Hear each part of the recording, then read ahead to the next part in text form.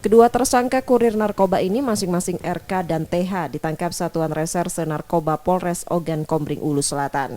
Tersangka tercatat sebagai warga desa Simpang Luas, Kecamatan Sungai Are, mengantarkan sabu-sabu di seputaran tempat tinggal mereka dan sejumlah desa di Kecamatan Sungai Are.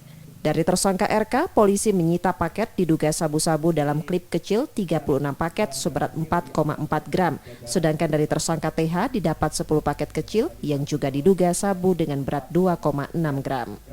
Dari tangan TH kita berhasil amankan kurang lebih ada 10 paket berisi kristal putih diduga jenis narkotika jenis sabu dengan berat bruto 2,61 gram. Kemudian dari tangan tersangka juga berhasil kita amankan 1 paket narkotika yang diduga jenis ganja dengan berat kurang lebih berat bruto 0,43 gram.